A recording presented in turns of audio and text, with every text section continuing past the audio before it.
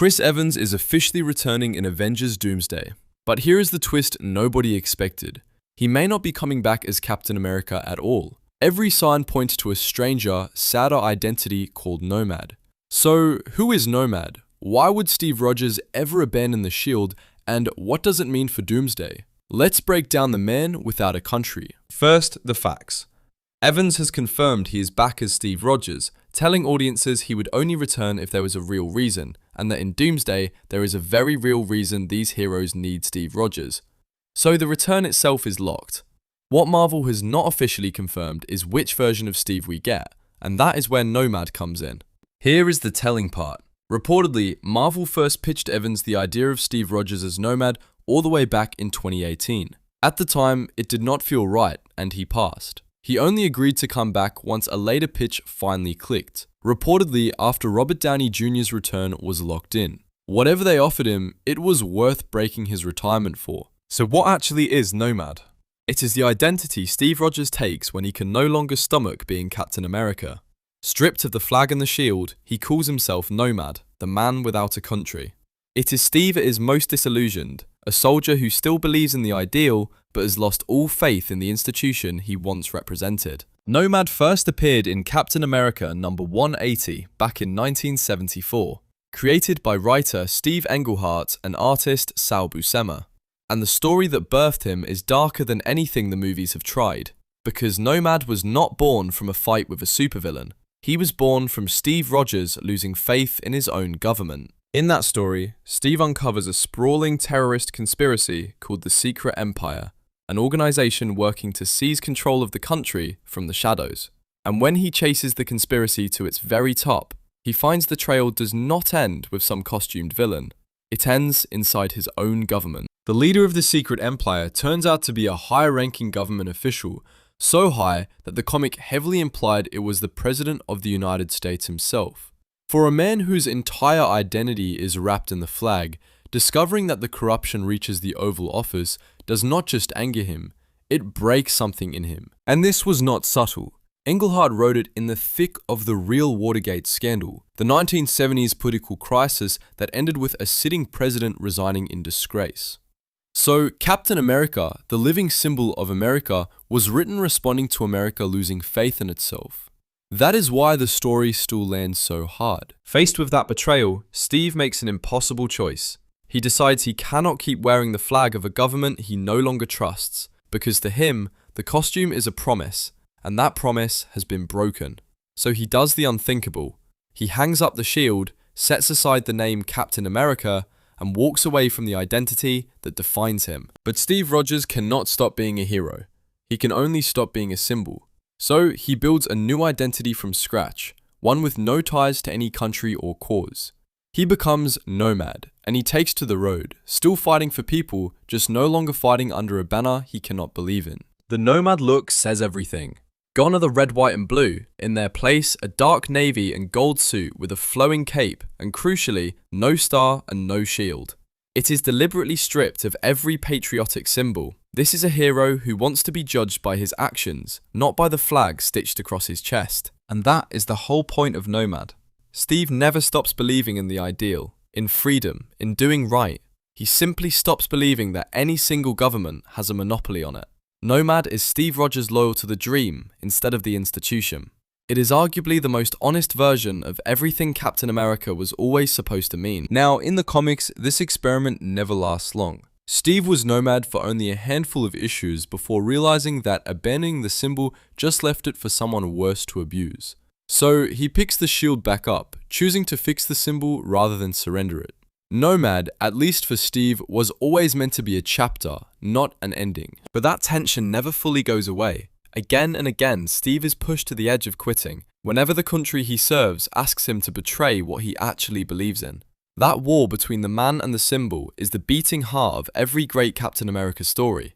Nomad is simply the moment that war spills into the open. Steve is not the only one to carry the name. The Nomad identity was later handed down, most notably to Jack Monroe, a former 1950s sidekick who took up the mantle himself. But make no mistake, the version that matters, the one Marvel reportedly pitched to Chris Evans, is the original. a disillusioned Steve Rogers walking away from the Shield. It even happened a second time in the 1980s. When the government demanded Steve work directly for them, he refused, gave up the identity, and let them hand the Shield to a replacement. The lesson was always the same. Steve Rogers will follow his conscience over his orders every single time, no matter what it costs him. And here is the thing. The MCU has quietly been telling this exact story for years. We have already watched Steve lose faith in the system that made him, so a full Nomad turn would not come out of nowhere. It would be the payoff of an arc the movie started building a decade ago. Think back.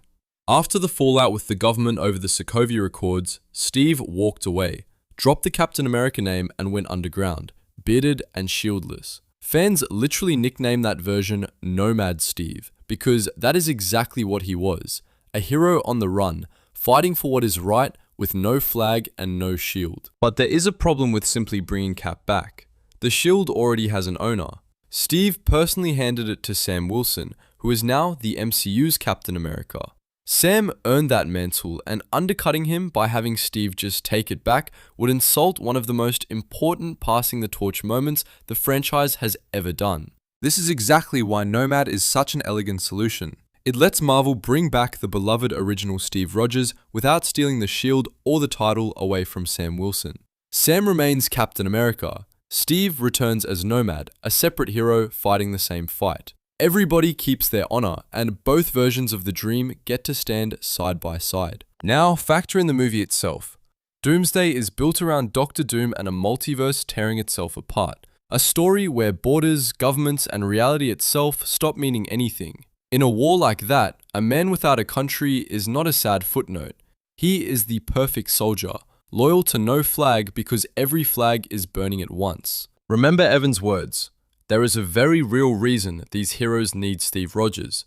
Not the shield, not the costume. Steve, the man. His judgment, his spine, his refusal to bend. When you are facing a god-tier tyrant, you do not just need power. You need the one person in the room who can never be corrupted or bought. That has always been Steve. And thematically, Nomad against Doom is a dream matchup. Doom is the ultimate authoritarian, a man who believes only he is fit to rule everything and everyone. Nomad is his exact opposite, a man who rejected even his own beloved country's authority on principle. Absolute control against absolute conscience. That is a fight worth building a movie around. It also rhymes with Steve's oldest enemy. The Red Skull built his whole life around seizing power through fear and corruption. Everything Steve became Nomad to reject.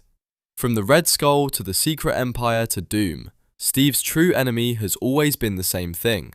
Tyranny wearing a respectable face. And the MCU already gave Steve its own version of the Secret Empire. He once learned that Hydra, the Red Skull's old organization, had secretly grown inside the very agency he trusted. That discovery, that the rot was hiding inside the system all along, is the exact wound that creates Nomad in the comics. The groundwork is already laid. So picture it. A weathered, unaffiliated Steve Rogers, off the grid and done with governments, pulled back into one last impossible war because the multiverse itself is at stake. No shield to hide behind, no country to answer to, just the man and his conscience, standing against a tyrant who wants to rewrite everything. That is a Steve Rogers worth unretiring for. Which raises the big question. Does he pick up a shield again by the end? The comics say Steve always finds his way back to the symbol, eventually. But with Sam holding the mantle, a Doomsday Nomad might stay Nomad or forge something entirely new. That uncertainty is a big part of why this return is so exciting. Now, the honest caveats. Marvel has not officially confirmed the Nomad name, the costume, or how large Steve's role actually is. The return is real, the specifics are still educated guesses. So treat the Nomad angle as the strongest current theory, backed by real reporting, rather than a done deal. Marvel loves to keep its biggest cards hidden until the lights go down, but it fits almost too perfectly. Nomad lets Steve return without stealing Sam's shield, pays off a decade of MCU disillusionment, and drops the perfect moral counterweight into a war against Doom. If Marvel is smart, Doomsday will not just bring back Captain America, it will finally give us the man underneath the mask, at his most human and his most heroic. So that is Nomad. The shield laid down, the flag set aside, and the man who wore it walking his own road. And it might just be how Steve Rogers comes home. So tell me down below, do you want to see Chris Evans return as Nomad, or should he take the shield back one last time? And let me know who I should break down next.